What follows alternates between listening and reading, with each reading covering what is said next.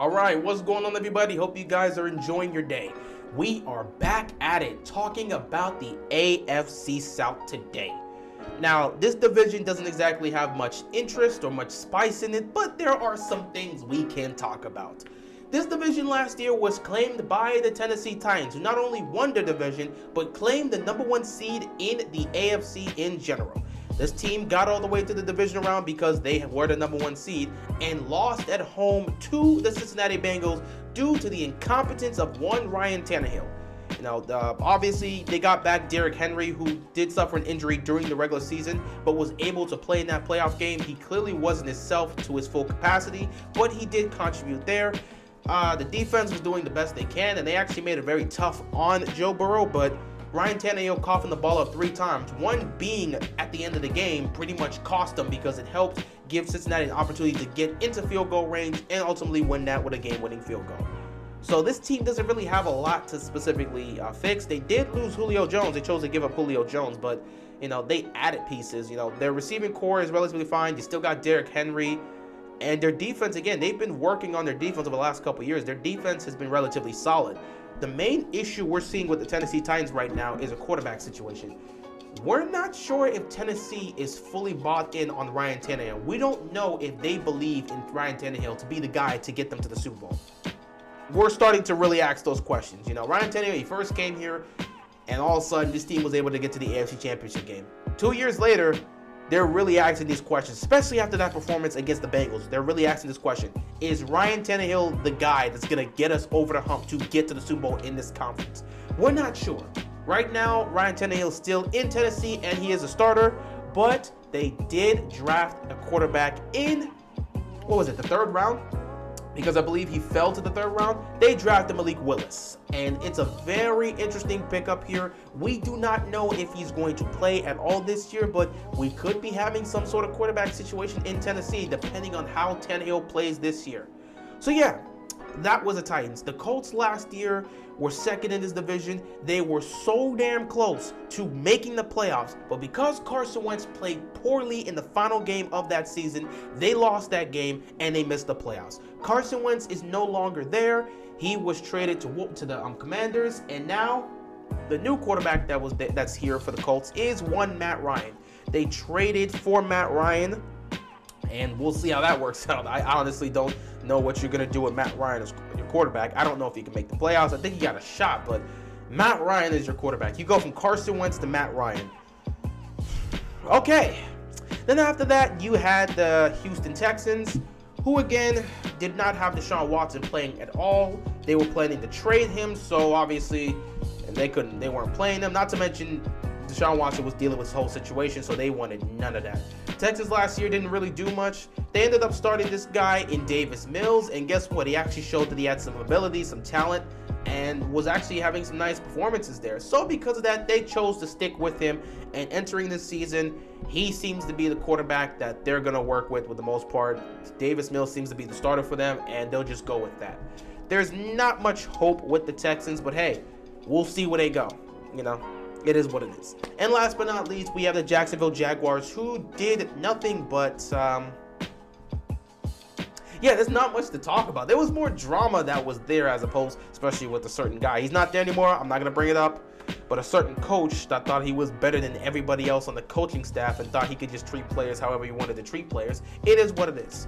Trevor Lawrence's rookie season didn't exactly go the way he wanted it to, but they've made some improvements here and there, and they're looking to at least be better than they were last year. I think they will have an opportunity there. So, let's not waste any more time. Let's get into the ceiling and floor of all 4 of these teams, starting with the Tennessee Titans. Well, considering the fact that this team won the division and was first place in the AFC North last season, despite losing Derrick Henry for the last 4 to 5 games, I believe the Titans once again are going to win this division. I don't see what's going to stop them from doing it. Even though Ryan Tannehill isn't, playing his best football and they're not exactly sure he is the guy to get them over the hump, I still think this Titans team is more talented than anyone else in the division and is good enough to win this division, even if Ryan Tannehill is playing average or subpar football. Yeah, I'm taking the Titans for the most part to win this division. I have their ceiling at 11-6. which again is a good spot for them. I don't think they're going to get the number 1 seed this year, but they will be in the playoffs. And I have their floor at 8-9, assuming things do not go well with Ryan Tannehill, and at some point they decide to try Malik Willis. I don't know if that's going to be the case, but yeah, their ceiling's at 11-6, and their floor is at 8-9. Moving on, we have the Indianapolis Colts with Matt Ryan as their quarterback. All right, I might be giving too much credit here, but like I've said, the Colts are a team that's built to win a Super Bowl. They have all the pieces you need. They're not the most talented, but from an offensive standpoint and a defensive standpoint, what they have from a talent and skill perspective and how well they play as a unit, the balance both offensively and defensively, the Colts are a team that can win a Super Bowl. They just need that quarterback to take them over the top.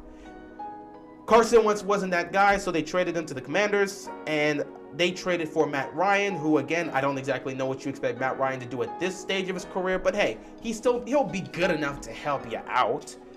I actually put their ceiling at 11-6, the same as the Titans, because this Colts team is good. As long as Matt Ryan doesn't get in the way and doesn't play like trash, they should be able to win.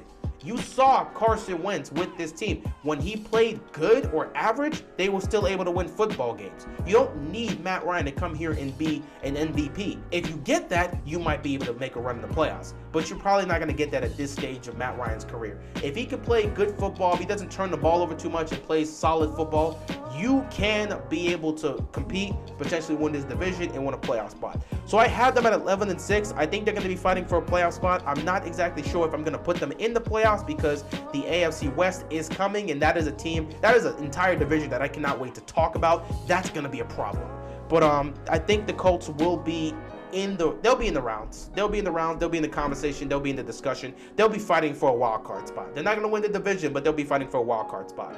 Next up, we have the Jacksonville Jaguars. I think the Jaguars have a chance to be better than they were last year, which again is not saying much, but I think they have an opportunity to be that.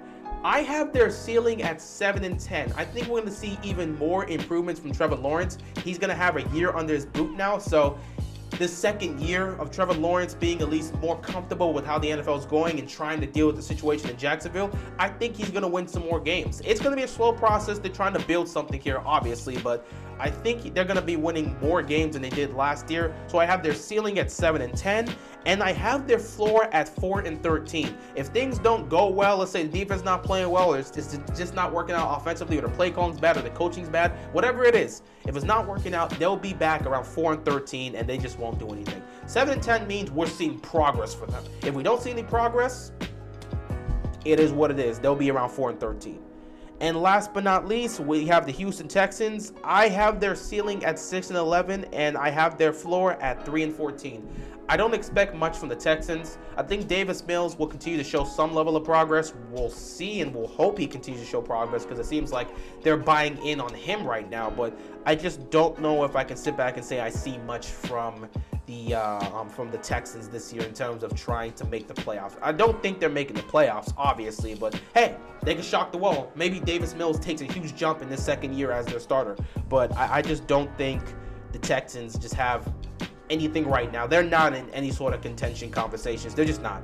They're just trying to rebuild something and see if whatever they can recover from the Deshaun Watson era coming to an end, and they'll see what they can do with Davis Mills. But yeah, other than that, yeah, the ceiling's at 6-11. The floor is at 3-14. So with that being said, here is my final order for the most part. We have the Tennessee Titans winning the division at 11-6. I'm going to give them the edge over the Indianapolis Colts. Colts will be second there, probably around 10 wins. Their highest is 11-6, but they'll probably be around 10 wins here. They'll be fighting for a playoff spot because the AFC is very competitive this year. Don't know if they're going to get a playoff spot, but they'll be fighting for one.